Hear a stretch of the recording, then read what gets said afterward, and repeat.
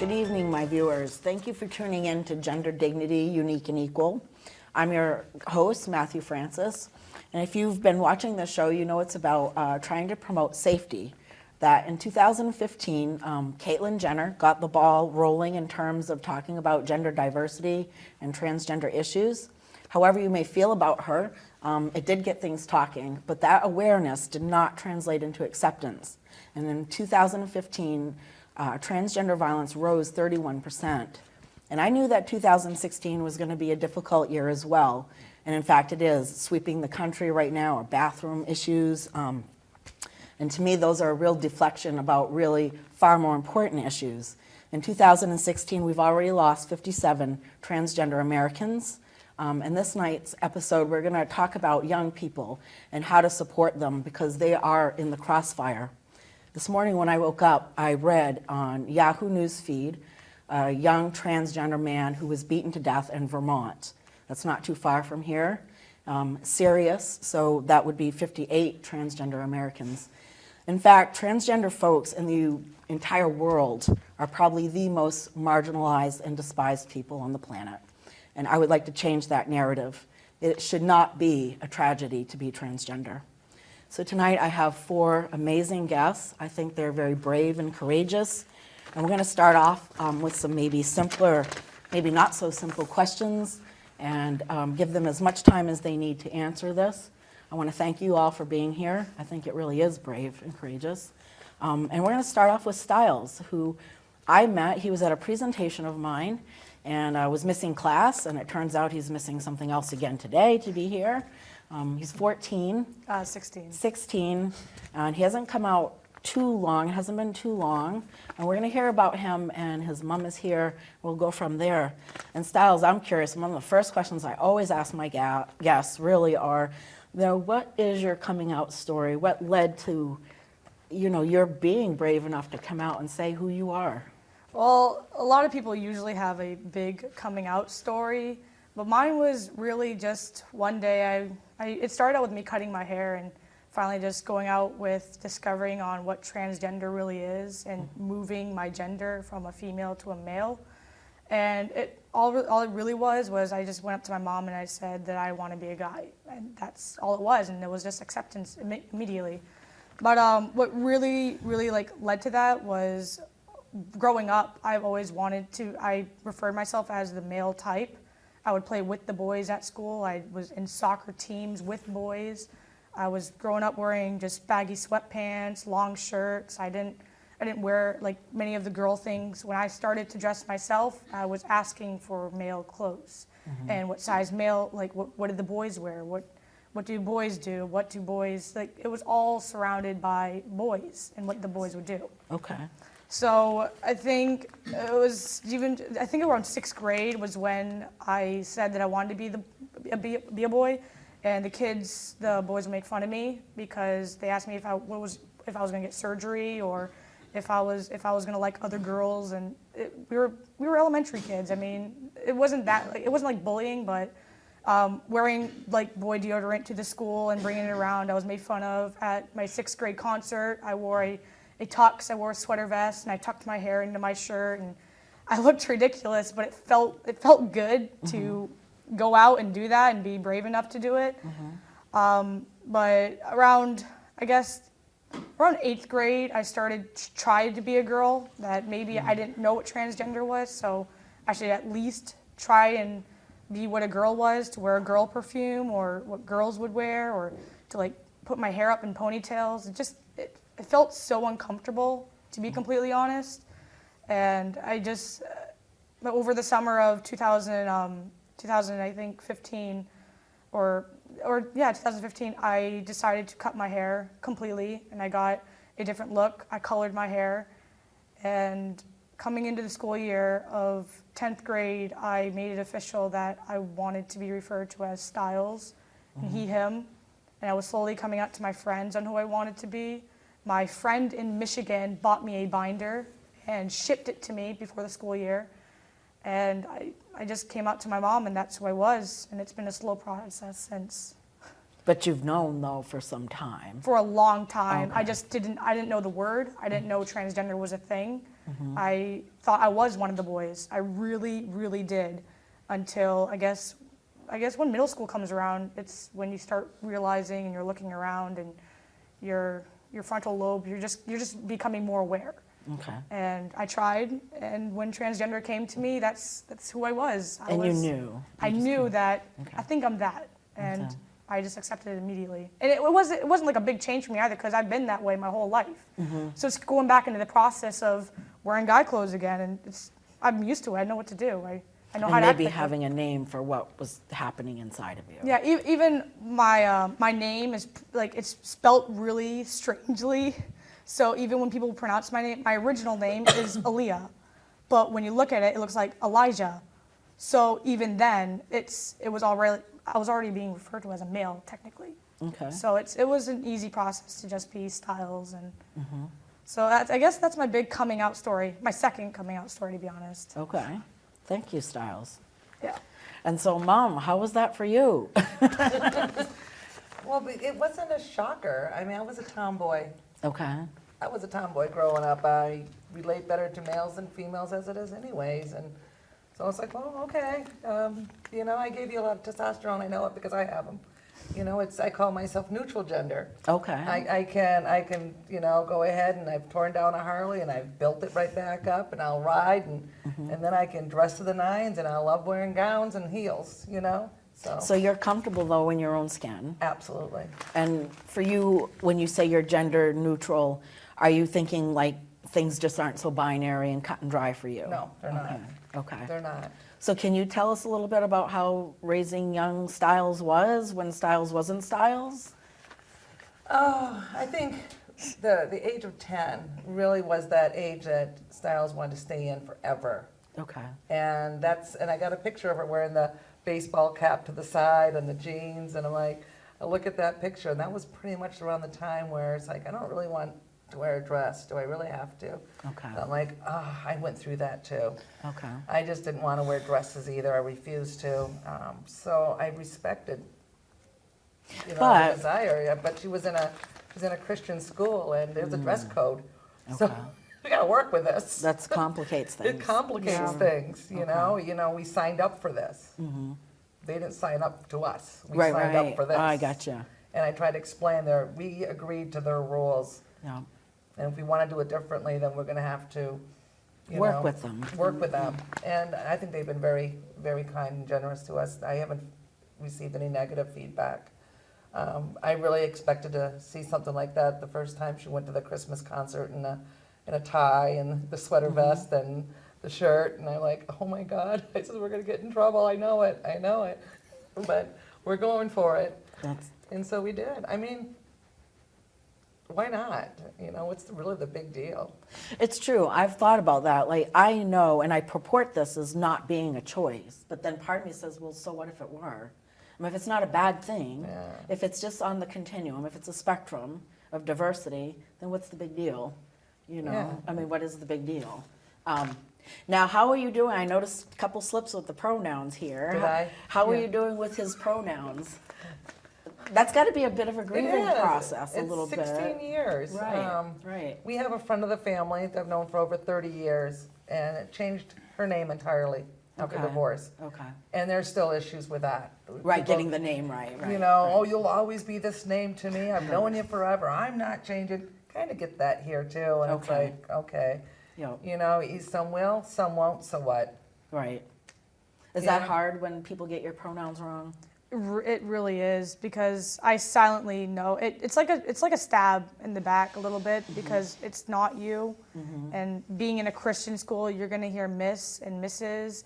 and she and her all the time. Do you every feel day. that's deliberate, or just that they're maybe struggling with just getting it right? Some teachers, I have a favorite teacher, but he even said that he wasn't going to. And I accept that, because, hey, I can't make you do it. But it's still really hard to hear it when you know that's not you, and it's not. It's jarring. It really is hard. I know a couple times I've cried hearing it. But I can't do anything about it. It's a Christian school. You're changing now. Even some of my friends, if they really think about it, they'll just be like, hey, Styles, or he, him. And there's just no comment about it. It's easier with them to walk around and just be one of the guys, just hear Styles. Wonderful. So. I'm glad to hear you are getting some support. Yeah, even then, Mom just one day just started saying Styles, and it's like an instant reaction now too. Yeah. It wake me up, hey Styles, time to go to school, or she'll say, come on girls, oh, hey, come on guys, and she'll catch herself. So Kids. even my stepdad even has started calling me Styles. So I know it's a slow process, but eventually it will be instant, and that's the day that I can wait for that. I love it. Lonnie, we're going to launch over into you. Oh gosh. Yes, tell us you're coming to terms. You're a bit older than Styles and Leo, so tell us your coming out story. Okay. I'm a 27. My name is Lonnie. My coming out story is a little different. Like a lot of us, I knew at a really young age, the time when most children come into consciousness. But it was a different time. Just a few years difference. I was born in '89, from the South. And at a young age, I knew that what I was somehow inherent, or I was led to believe through media and basically society that what I was something fundamentally wrong, and I knew how to hide it, and so that's what I did. So I went through life like everyone, school, work, college, a little bit of traveling, and then I was getting ready to start a family, and for reasons beyond my control, it didn't work out. But I landed here in Maine, and something happened. I guess you could say the dam burst. So the psychological prison, I guess I could say, I put myself in, the gates just freaking opened. And that's when all of it started coming pouring out, and that was September, September or October, and that's when 2015. 2015. Yep. So you're very new at this transition. Yes. So that's how it came out. Starts with yourself.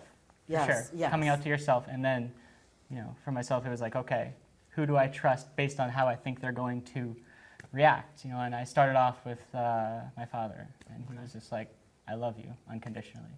Really? Oh, that's yeah, wonderful. Yeah. Not everyone's so lucky. No. How has your experience been? Have you received a lot of support? Yeah, absolutely. Things have been going really well,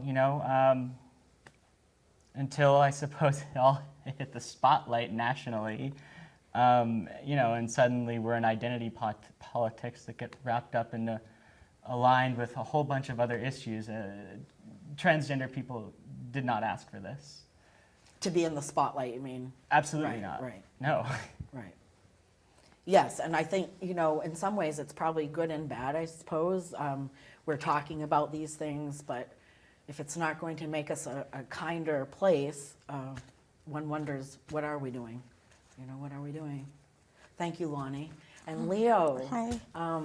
You are not quite graduated. Yeah. You're about to in July, is my understanding? Yeah. So please tell us about your coming to terms with this story. I think it takes a very long time for me kind of to really think about everything that's led up to it, because I'm like, oh, well, I came out in my sophomore year. I came out at school first, and I was just, we don't have homerooms, we have crews, so we meet like every day, and we're a lot closer than a homeroom. It's kind of like having a designated group of friends at school. It's kind of fun. It's a smaller school, isn't it? Yeah, Yours? we have a maximum of 400 kids at our school.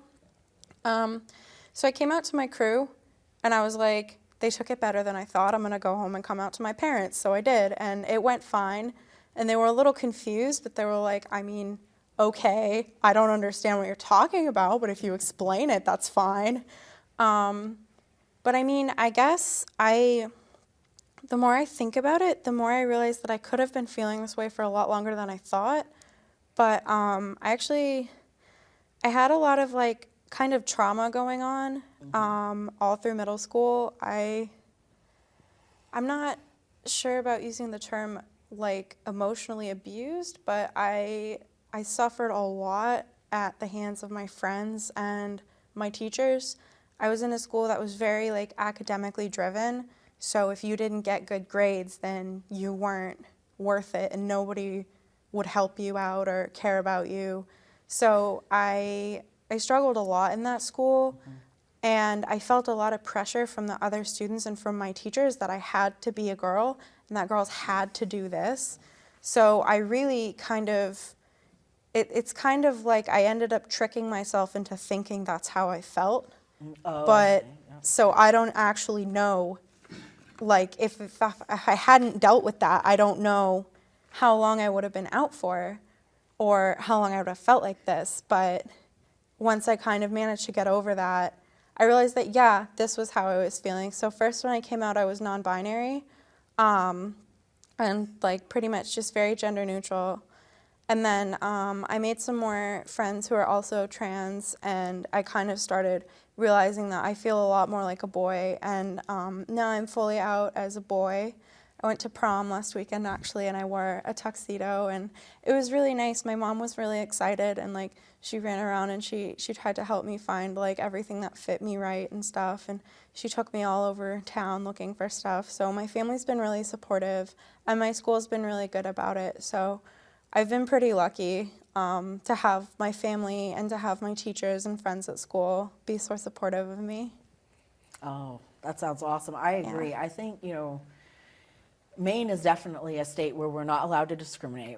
And there are, I think I said, 27 that are legally allowed to discriminate against housing, against employment, against getting loans, that sort of thing.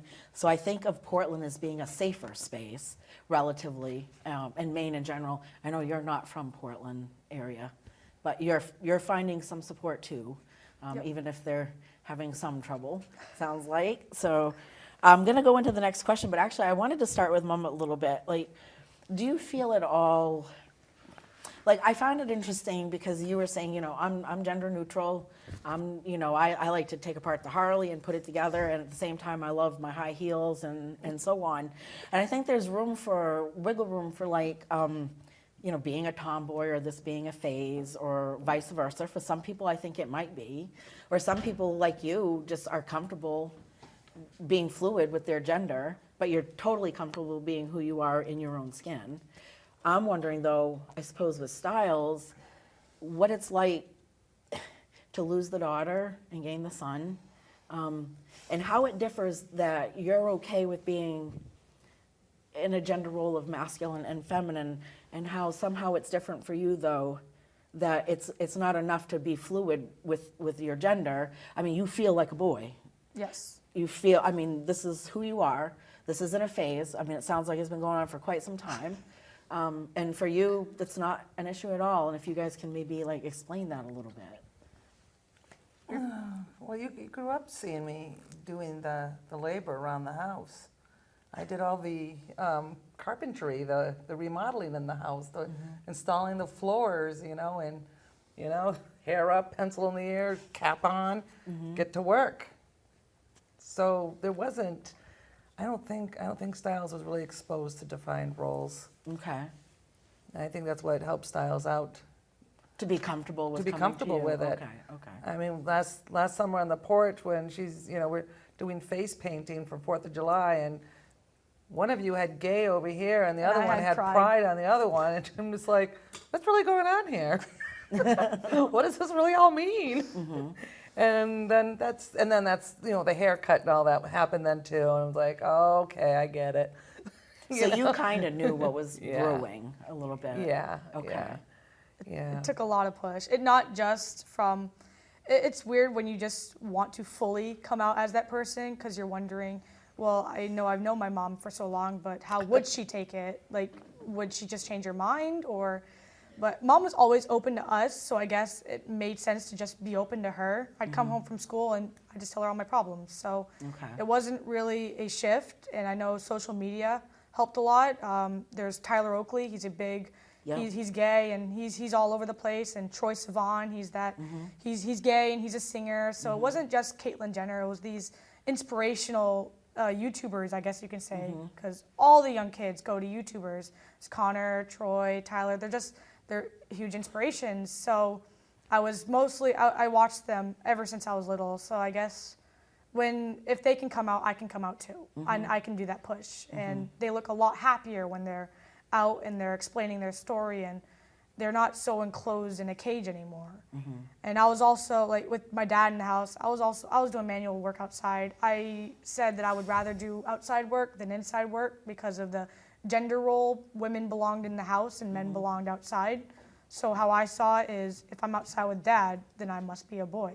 So I'd put my cap on and I'd pick up wood logs and I'd help him. I'd go to the shooting range with him and I'd play soccer with him. I'd play football with him, watch the big games with him. So it probably would have been, I guess, a little expected when I hit the rebellion stage and I was saying to call me a guy. And I think it was really easy shift. And when I came out to mom, I knew in that moment that she would have accepted me either way. She would have loved me either way. Oh, yeah.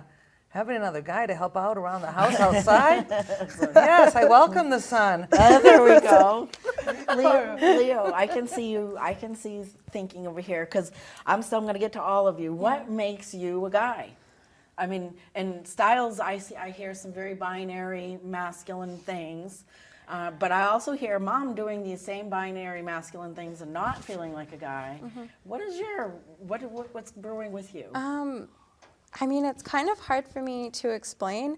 I don't know why I feel like a boy. I have no idea, honestly. And I'm completely off the binary. Like, I identify as fully male, but right now, like, I'm wearing makeup and I do all sorts of things that are considered like girl things and like feminine. I still wear high heels. I wear dresses sometimes, and I can get really girly. And a lot of the time people end up like mistaking me for female because I'm in the makeup and whatever, stuff like that. I don't always wear my binder because I don't think I need it all the time. I mean, I don't think men should be required to have a flat chest to be a boy. I don't think there should be any requirements. Like, I'm starting hormones soon, but I'm gonna be shaving my face. I don't think I have to have a beard to be a boy. So you reject some of the maybe stereotypical masculine. Yeah. And it's the opposite way. I don't think women should have to like flaunt their chest to be a girl. I don't think anybody should be forced to do anything because of their gender. I think that's kind of ridiculous. Like, again, kind of like you guys, like my parents have always been very outside of that. Like, my dad cooks, my mom fixes things around the house. We don't. And like vice versa, we don't, everybody just does people things. We treat them as like doing things as a person, not doing things as a boy. So you have to do that, or girls have to do that. We don't really have that in my house. Okay. So Lonnie, and you, what makes you a woman? What makes you a woman? What a loaded question. It is, isn't it? Let's peel away some of these layers. Let's unpack this. Can you break it down? Well, I mean, I'm sitting here thinking I'm a very binary kind of guy, although it's Yeah. hard to consider myself binary when I know I don't have all the equipment. And I know there are some people out there thinking that the only way there's just male and there's female and that's that. And my gender has opened up a whole world in terms of spectrum. I am a trans guy. I am on the spectrum of guys. I'm a different kind of guy than you're used to. And when people ask me, Matthew, why do you think you're a guy? I mean, why aren't you happy? Why couldn't you just be a butch lesbian? And what I have to try to explain is energetically, spiritually, the way I relate to the world feels very masculine, even though sometimes it's stereotypical masculine. And the way I guess I want to be seen is masculine, but I can't really explain to you. I suppose if I'm going to whip out chores or the fact that I like to dress in jeans and a t-shirt as being a guy, that seems kind of shallow. And it also seems equally shallow to me too that you're just a guy if you have a penis. And so I guess when people ask you and you say, hey, I'm a trans woman, you're a different kind of woman, but what makes you a woman? I mean, as opposed to like, Mom here likes to work on the Harley, but she still is a woman. that doesn't make her a guy, and Styles liking to do male chores doesn't really make him a guy. There's more. So dig deep. What makes us our gender? Okay, well, I definitely want to echo what you just said about, I identify as a trans woman, and some trans women do identify simply as women. Just women. Right. But for myself, I find that would negate the what I've gone through. I'm really proud to be where I'm at right now. Like I said, I knew from the beginning what I was, and I think the process of kind of taking back who I am means sort of going back and saying, well, how much of myself was built to appease the world around me, and unfortunately, a startling amount. We know who we are. It's when others around us tell us you have to be something else. I went to a public school in like junior high, and I got suspended for multiple weeks for wearing earrings. That was my experience, and this wasn't in like the 50s. This was like mid 2000s, and that's just the way it was. Regulation of identity is like detrimental to the soul. Absolutely. Okay. Well, then we'll press on, because a question that I really want to ask, and this is really for viewers, and we're assuming that our viewers are really wanting to be supportive, or else why would they really watch the program? So what I love to do is go around and really think about how would you give folks just practical, concrete suggestions on how to be supportive. And like a couple things that come to mind for me immediately, like when I'm thinking of high schools, like, well, let's make sure libraries have plenty of books on this subject. Let's deal with the bathroom issues right up. Let's not wait for being mandated to deal with them. Those are practical ways. Even when we introduce ourselves, hi, I'm Matthew, pronouns are male, just like nonchalant, that's just the way it goes. So Styles, I know you've had a chance to think about this a little bit. And, how would you tell maybe your teachers or your church, parents, friends, how you would like to be supported? What can they do? The first thing is just be accepting. No, don't just, we all have our opinions. I have dealt with some very opinionated people. But if it's how you feel, we all argue and debate all the time now with our culture. Everything comes up with that's debatable, or let's just have a huge argument about this. But if the easiest thing for a trans kid, if you want to be supportive, is use the right name and pronouns. That's instantly number one thing. It can be hard growing up with that person. That's completely understandable. But if you just meet that person and you call them out on it, it could really hurt you personally.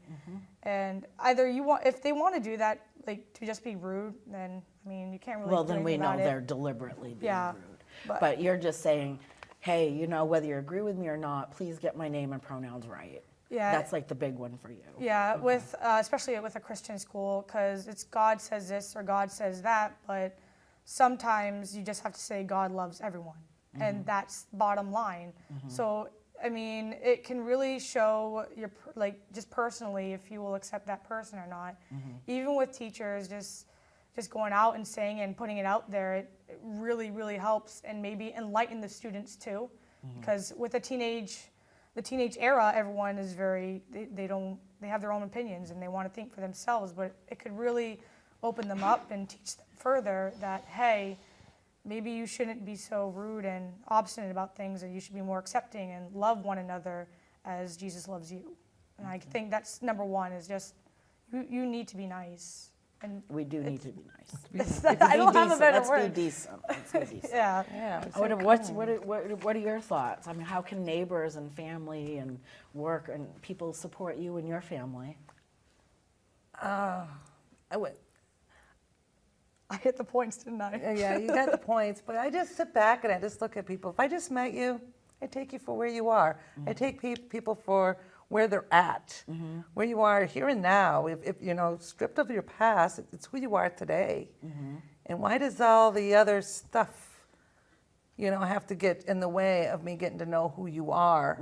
And, Styles is, learning who he is. I'm not going to change my love for the spirit inside of this soul. And the way I grew up, Lutheran church, I was told that God had his plan for me. He knew me before I was born. So therefore, this is all planned by God. I must accept. And I'm good with it anyways. Styles is such a cool kid.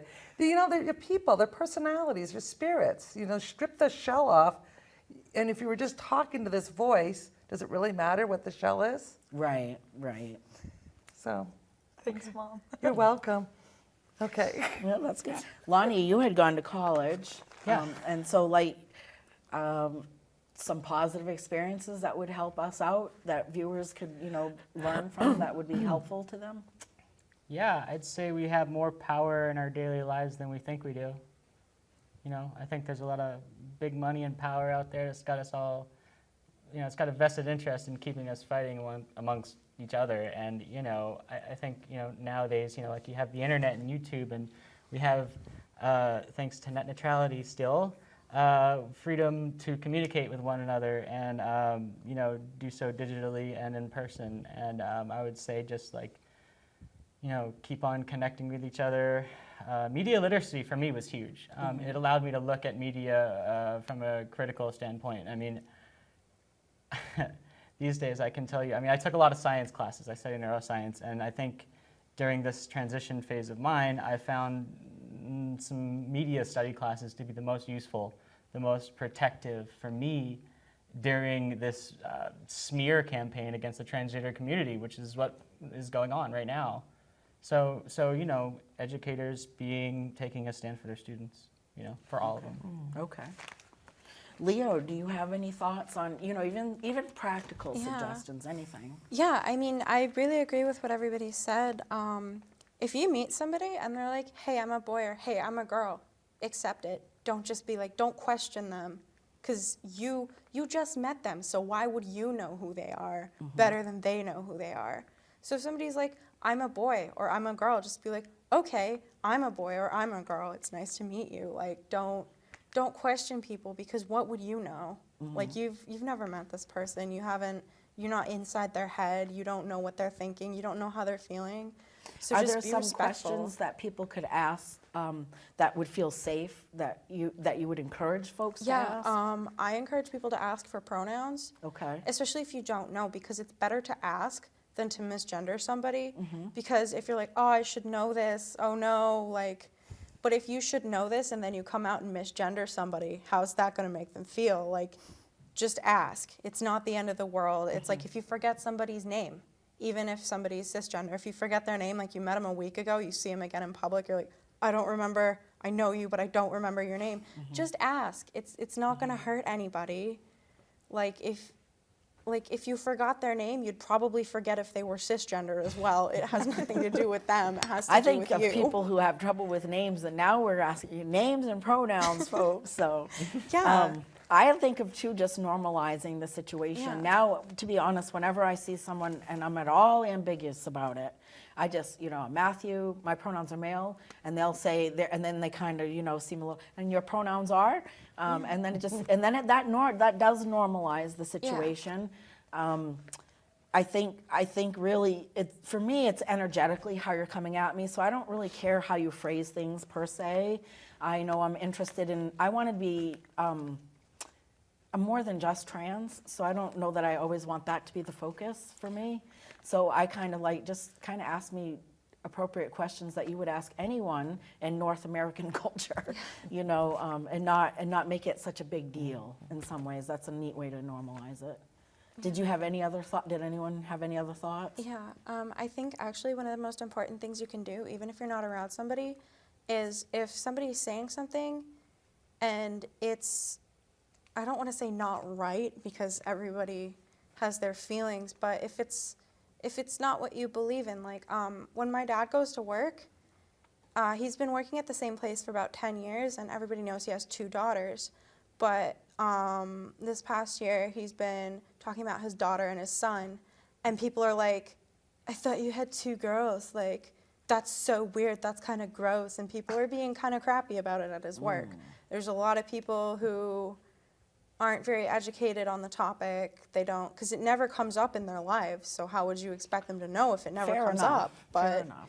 But there's a point where they're just being disrespectful. They're not being like, I've never dealt with that, so I'm going to listen to you. They're like, they're just being rude about it, and they're being pretty rude to him, and it's been making me really upset. Like, I feel really bad that people treat him poorly at his work because of me, but he doesn't care. And he's like, yeah, whenever they say that, I'm just like, yeah, I have a son.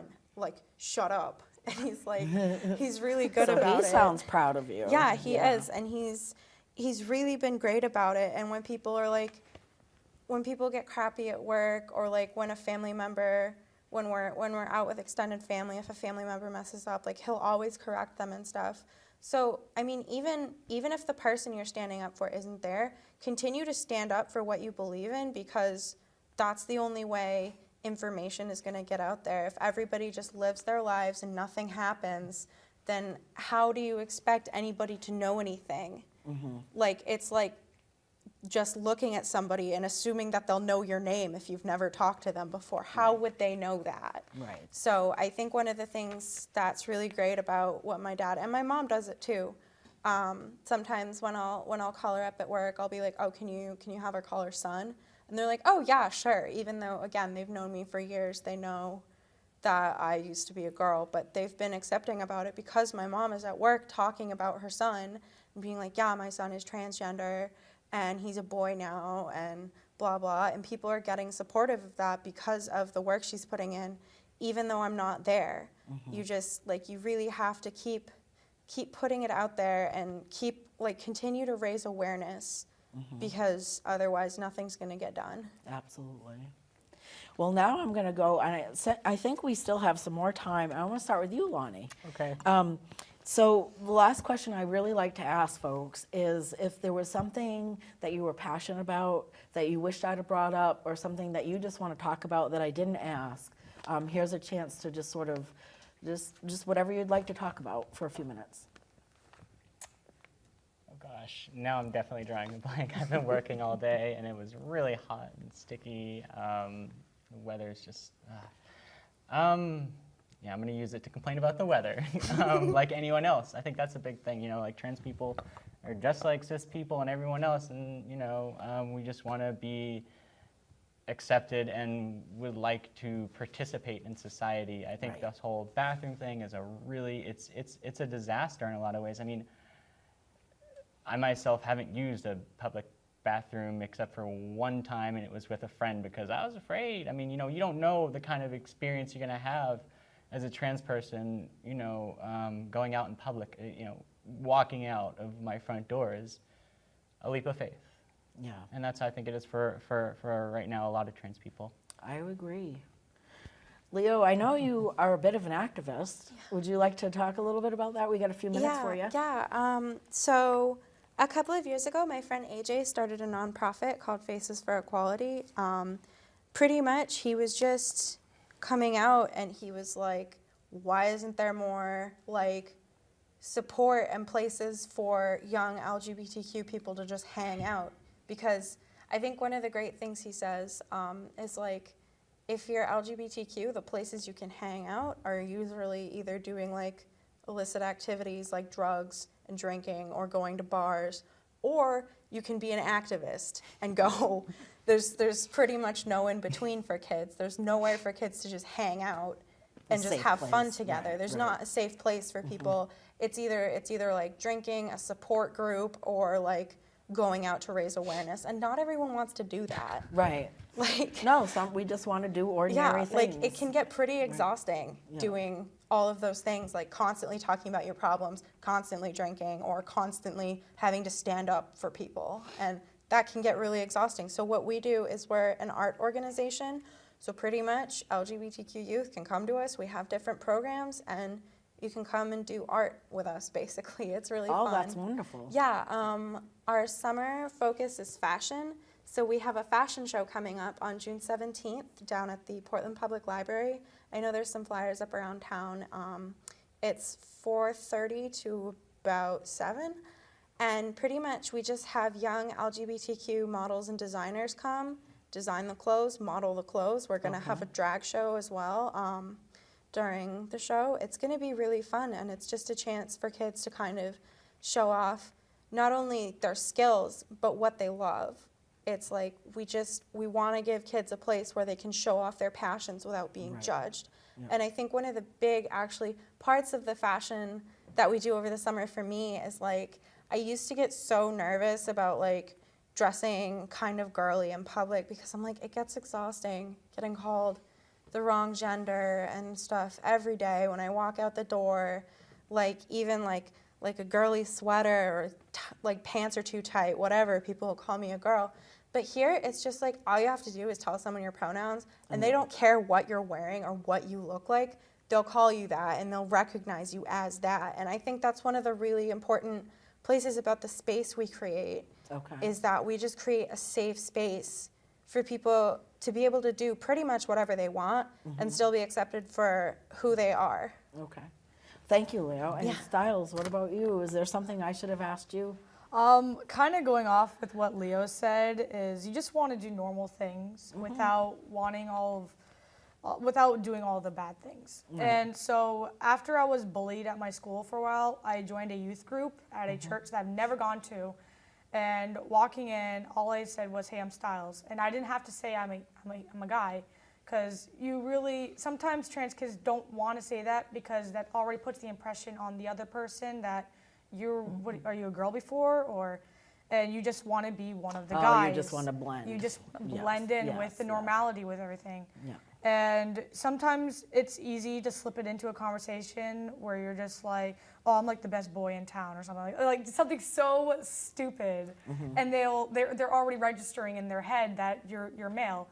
And so and being at that youth group and walking in with everyone saying, "Hey, Styles," and having no clue what my background is, who I was before, what I looked like before, it feels perfect. Like you're walking into somewhere where everyone, you belong there. You're just who you wanted to be. Just Styles. And when they're calling you a guy and he and him and just tagging you along in their group and their games, it feels comfortable. So going out and sometimes just trying to slip in now and then with, hey, I'm Leo, and just trying to slip in things now and then and being normal for once, it can really boost your self-esteem.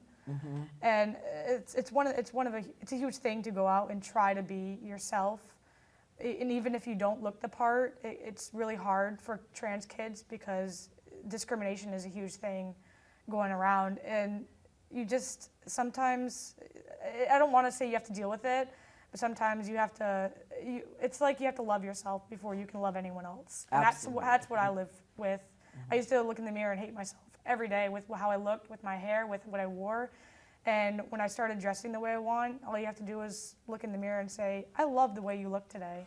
You look great today." And you got to just go out with that attitude. Of the man. and go to your friends and be like, "You look great today. I look great today. Let's go hang out." So sometimes you just have to have that positive vibe, that positive attitude to really strive with what you want to. And that's what I can say to kids is just keep that positive attitude, because if you're just going to stay in the same place if you don't move, if you don't open up the clouds, open up your roadway, you're not going to move. And we need a lot of positivity in our lives sometimes. Yes, we sure do. Can't imagine where you got that. And what about you? Is there something that you wished I would have asked you, or anything you want to add that I didn't ask? Well, I think Leo touched on that as a parent, because someone will ask, about my children. "Oh, how many children do you have?" I'm like, 4. Of course, the next question are, what are the sexes? Boys or girls, right? I said, well, I've got 2 older ones. I do. I have a 34 and a 31-year-old. Okay. So I have a big son too. Yeah. And I said, then I have 2 others. I said, I used to have girls, but now I have a boy and a girl. So I have 2 boys and 2 girls. I said, that's the way it is. Yeah. And it's generally taken all right. I don't get questioned, and I haven't really come up against anything negative. That's awesome. Regarding my daughter being a son in the gender world. It's just accepted. I don't know, maybe it's because of the field that I work in, it's a mental health field. Yeah, so they should be more accepting. And maybe it's because of that I surround myself with more accepting people. That's how we met you. through her field. Through my field, yeah. Well, we are going to wrap up this episode. Thank you, viewers, for tuning in. I hope that you learned a great deal. We had some young people tonight on the show sharing with you how important getting their names and pronouns is, sharing with you some of their struggles, and I believe being very, very courageous today, given that this program will be aired throughout the state of Maine and they are outing themselves. So let's give support to our folks and their allies. It's very important that we support the allies as well. So thank you all and have a good night.